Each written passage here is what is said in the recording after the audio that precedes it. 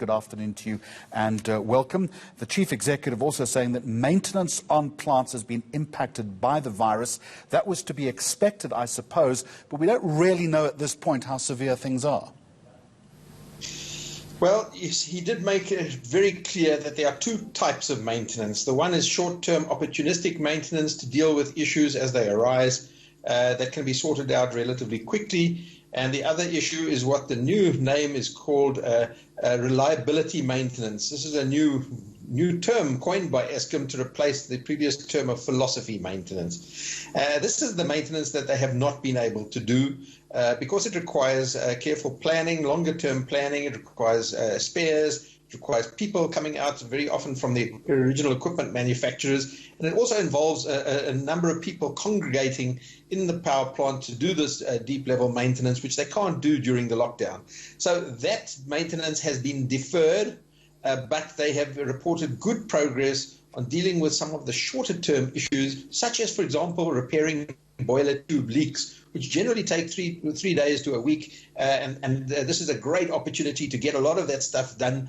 Because very often they don't have that opportunity when demand is high because it involves the need to shut down a generation unit. Now they've had this opportunity, they've done this maintenance, and they're quite upbeat about the improvement that this is going to result in over the next 3 months, which is the winter months, June, July and August. Well, that is good news. Let's look at the numbers very quickly if we can.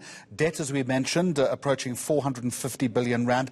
Operating expenditure increasing 30% in 5 years. This is André de Ruyter referring to the utility in a death spiral, yet they still want to try and cut 200 billion off operating costs. How are they going to do that?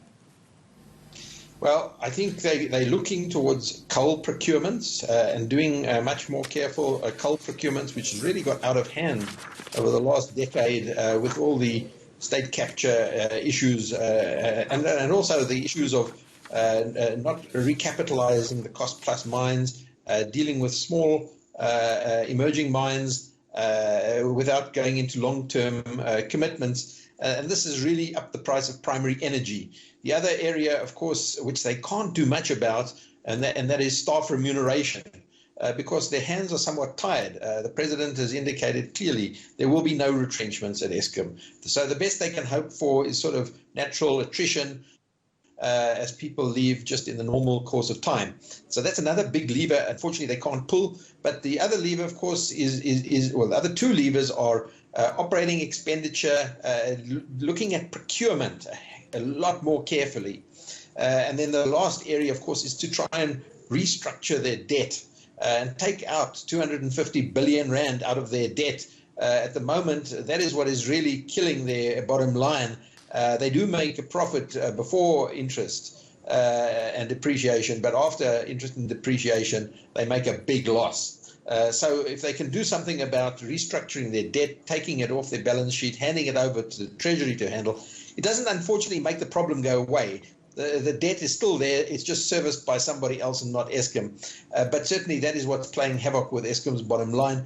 But the real problem at the moment is revenue. Revenue, of course, sales volumes are down because of the economy, down because of the credit rating downgrade of the country and Eskom, and down also because of the COVID-19 crisis. And it's unlikely that this is going to suddenly recover. It's likely to continue for the rest of the financial year. So Eskom talked a lot about the upside of doing better maintenance, wonderful, but they haven't talked about the downside of the economy and of the COVID-19 crisis on revenue.